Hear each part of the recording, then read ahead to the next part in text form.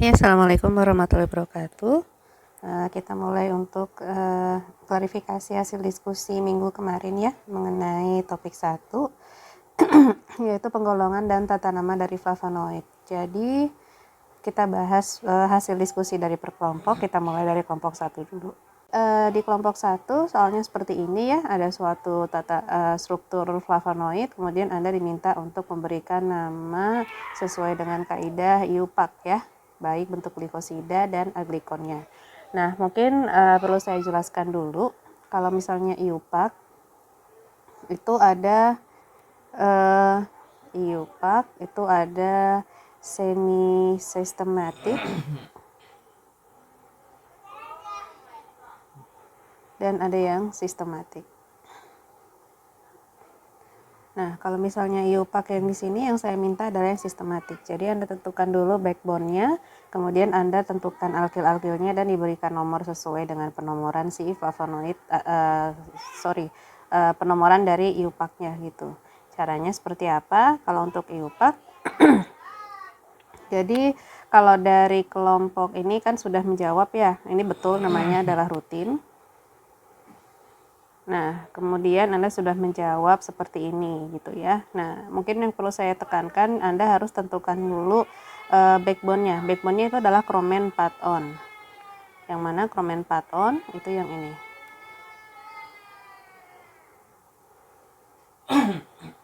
Oke, itu ya. Itu. Jadi ada 4, di posisi 4 itu ada keton on di sini. Kemudian ini adalah Chromen Paton. Kemudian Anda tentukan alkilnya. Alkilnya dari mana saja. Tapi yang pertama kali yang tentukan tentunya cincin B-nya ya. Jadi ini itu adalah yang disebut 2 fenil di sini. Nah, ini kan ada 2 ya. Kemudian ada fenil. Nah, artinya fenil yang memiliki substitusi 3 dan 4. Ya, jadi yang ini tadi. Kemudian nah dari ini timah 7 hidroksi itu adalah alkil yang terdapat di kromennya tadi, yaitu yang ini dan ini. Nah, selanjutnya yang panjang ini dari sini sampai sini itu adalah IUPAC untuk gulanya ya. Tapi nanti untuk di ujian tidak akan saya berikan sesulit ini ya. Jadi nanti akan saya berikan nama gulanya. Anda tinggal menggabungkan saja di penamaannya sesuai dengan penomorannya seperti itu. Jadi misalnya kalau ada di sini gula untuk rutin itu namanya rutinosa ya. Ada ramnosa dan glukosa, jadi rutinosa. Nah, Anda di sini tinggal menambahkan rutinosa di sini. Ini diganti menjadi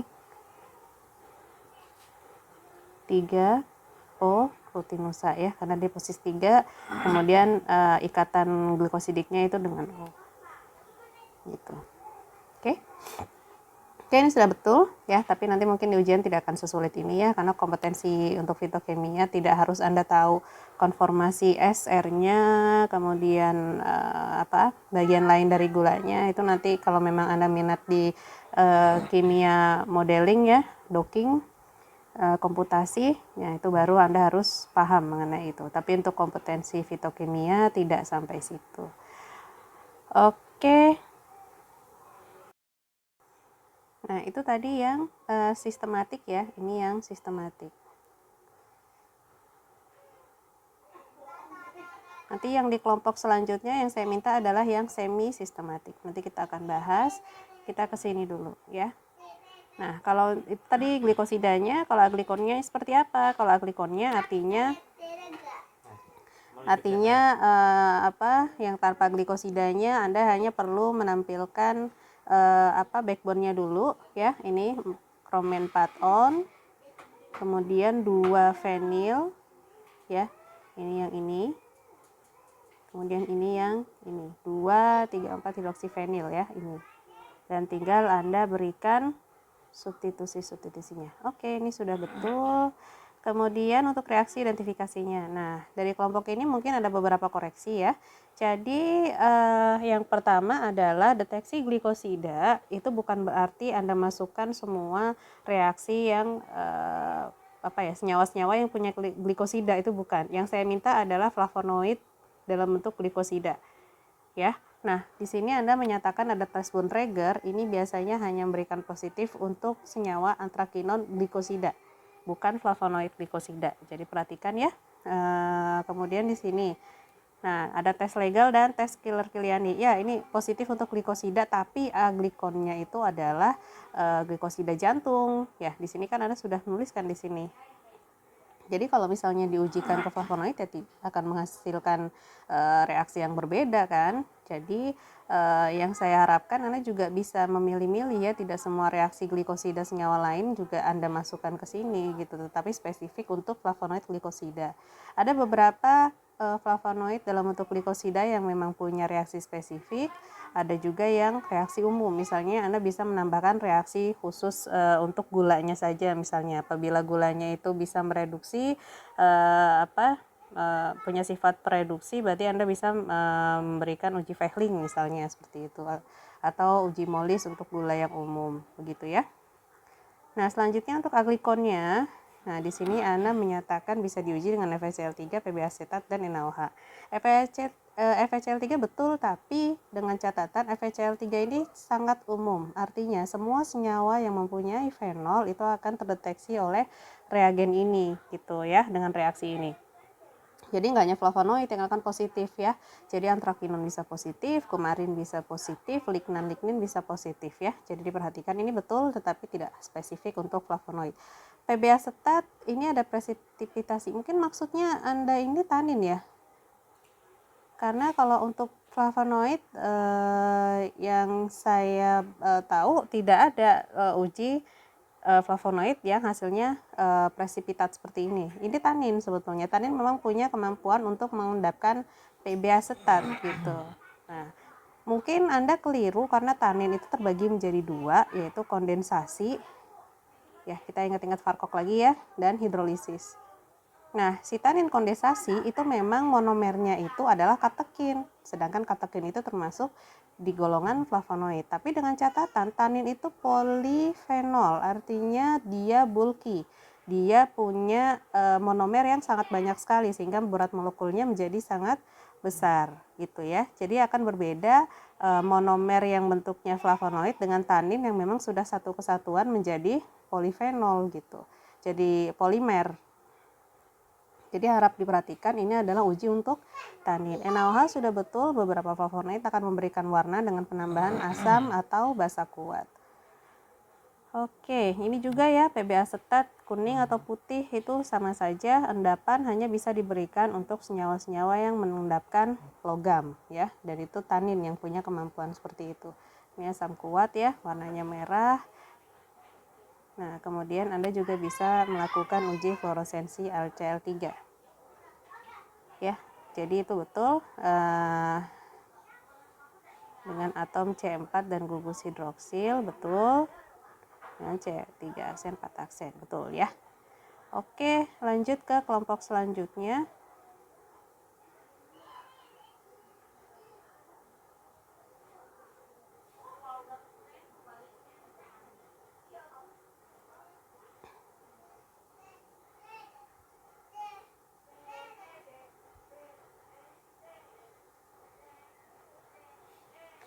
Baik, di kelompok 2 ini sama ya struktur senyawanya dengan kelompok 1. Yang saya bedakan adalah bagaimana Anda menjawab kaidah golongan flavonoidnya. Yang saya masuk adalah semi sintetik. Bedanya dengan IUPAC tadi, kalau tadi IUPAC backbone-nya itu yang kromen ya, ini bisa disebut kromen atau satu benziperon 4 on, nanti dicek lagi ya ini. Tapi kalau misalnya saya minta untuk golongan flavonoid itu yang menjadi backbone-nya adalah yang yang ini.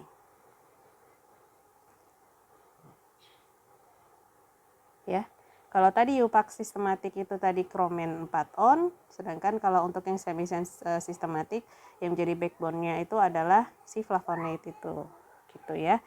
Nah, jadi kalau misalnya saya minta untuk golongan flavonoidnya, itu Anda boleh menyebutkan seperti ini, quercetin 3 Arutinus, betul ya, tetapi kan ada yang mungkin tidak hafal quercetin itu yang seperti apa. Nah, itu boleh dijadikan dari golongannya. Jadi tentukan dulu golongannya. Ini adalah golongan flavon, ya kan ya. Nah, ini kan golongan flavon. Kemudian tentukan substitusinya. Mau apanya dulu, gulanya atau hidroksinya? Kalau hidroksinya dulu berarti ada 4 kan, 1, 2, 3, 4. Berarti di sini adalah 5, 7, 3 aksen, 4 aksen, kemudian tetra, hidroksi, kemudian ada glikosida di sini. Kalau Anda tahu nama gulanya tinggal dituliskan saja 3 O, karena di sini ada jembatan O. Kemudian nama gulanya apa? Di sini ada rutinosida ya, rutinoside. Kemudian baru masuk ke backbone-nya flavon ya.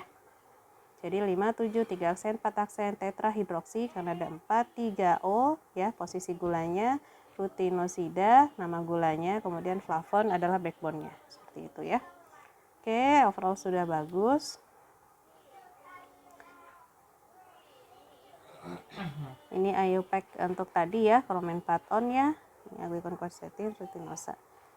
Oke. Reaksi identifikasi yang dituliskan FeCl3 betul, AlCl3 betul, dan NaOH betul. Tapi dilihat lagi ya hasil yang warnanya seperti apa untuk yang quercet. Oke, ini adalah soal untuk kelompok 3 ya. Jadi flavonoidnya tipenya berbeda dengan kelompok yang sebelumnya. Ya, di sini ada gula di posisi ini dan ada hidroksi di posisi ini.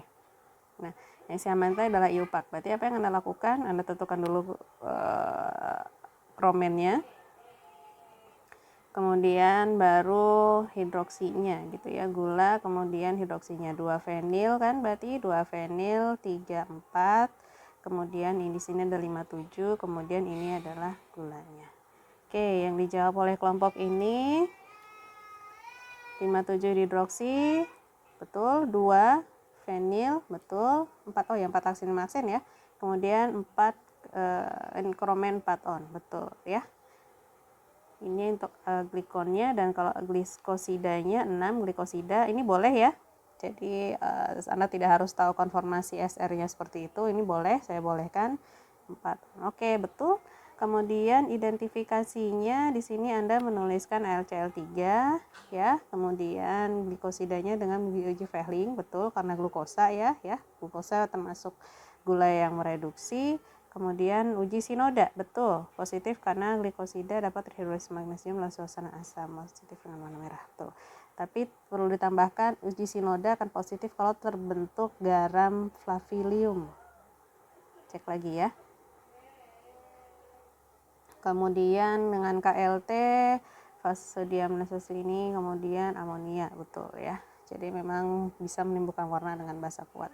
Oke, kemudian kita lanjut ke kelompok selanjutnya.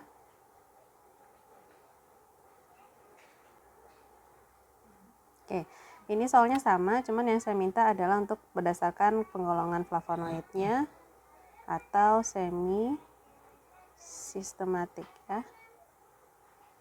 Nah, kalau begitu kan Anda tentukan dulu backbone-nya yang ini ya.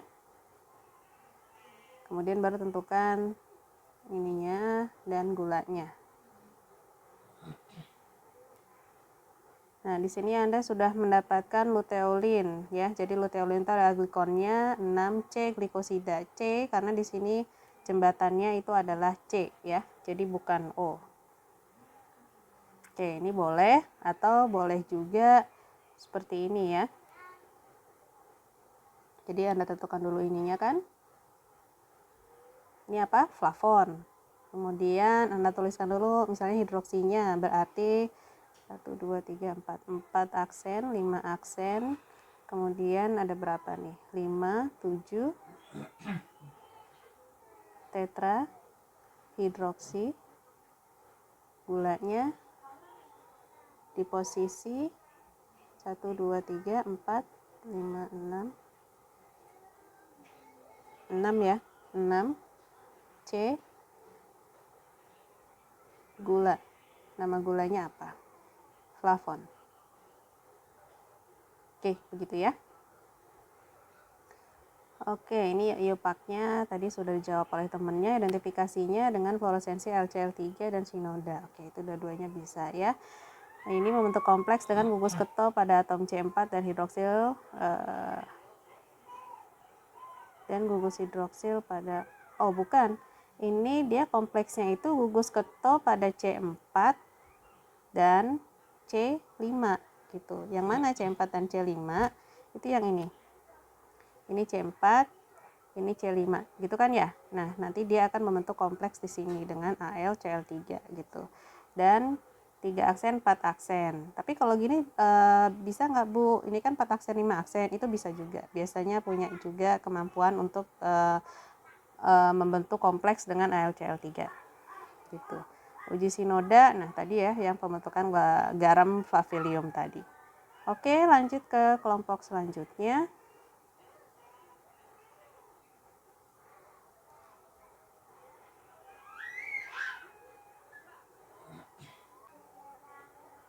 Oke, untuk kelompok 5 senyawanya hampir sama ya, tapi berbeda. Oke, untuk kelompok 5 senyawanya sama ya, tapi hampir berbeda, yaitu posisi hidroksi di sebelah sini ya. Jadi kalau tadi 4 aksen 5 aksen, sekarang ini hanya ada di 4 aksen saja.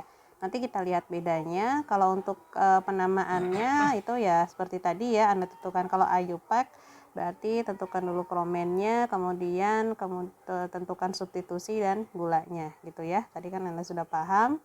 Kemudian ini adalah apigenin ya untuk nama umumnya. Kemudian kita lihat identifikasinya. Di sini ada sinoda, NaOH, AlCl3, FeCl3. Nah, AlCl3 positif karena terdapat gugus hidroksil pada C4 aksen. Nah, ini bukan. Jadi yang menyebabkan AlCl3-nya tetap positif sebetulnya. Tetapi bukan karena ini ya. Tetapi yang betul adalah hanya karena yang ini tadi sudah dijelaskan ya di kelompok sebelumnya. Tapi kalau yang ini karena dia sendiri dia tidak bisa membentuk kompleks. Jadi yang memberikan hasil reaksi adalah yang ini gitu ya. Kemudian FeCl3 positif karena ada gugus fenol. Oke. Lanjut ke kelompok terakhir.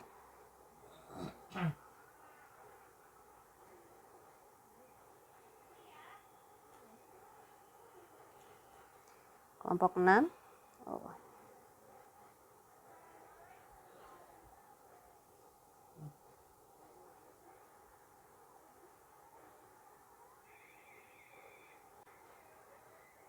Oke, baik, di kelompok 6 ini senyawanya sama dengan kelompok 5 tadi, hanya berbeda di penamaannya ya. Yang saya minta adalah semi sistematik. Jadi Anda tentukan dulu kalau semi sistematik itu adalah yang ini. Sorry, maaf. Maksudnya ini. Gitu ya. Kemudian baru tentukan hidroksinya. Jadi kalau ini namanya apa? Jadi karena ini flavon ya, ini adalah flavon backbone-nya, kemudian hidroksinya di sini ada di 4 aksen, 5, 7 trihidroksi. Kemudian ini 6 C gula flavon gitu ya. Boleh gulanya duluan, boleh gulanya duluan, boleh hidroksinya duluan. Yang manapun nggak masalah. Oke, kemudian di sini identifikasinya AlCl3. Oke, ini karena C4 dan gugus hidroksil pada ini maksudnya C4 itu ketonnya ya, keton C4 dan C5 harusnya. C3 aksen dan 4 aksen. Nah, dia kan nggak punya. Tadi kan C4 aksen doang, berarti C4 aksen tidak memberikan hasil yang positif. NH3 betul ya, basa kuat ya, bisa memberikan warna. Oke baik, sekian klarifikasi dari saya. Apabila ada pertanyaan silahkan komen di video ini atau ditanyakan di pertemuan minggu depan. Assalamualaikum warahmatullahi wabarakatuh.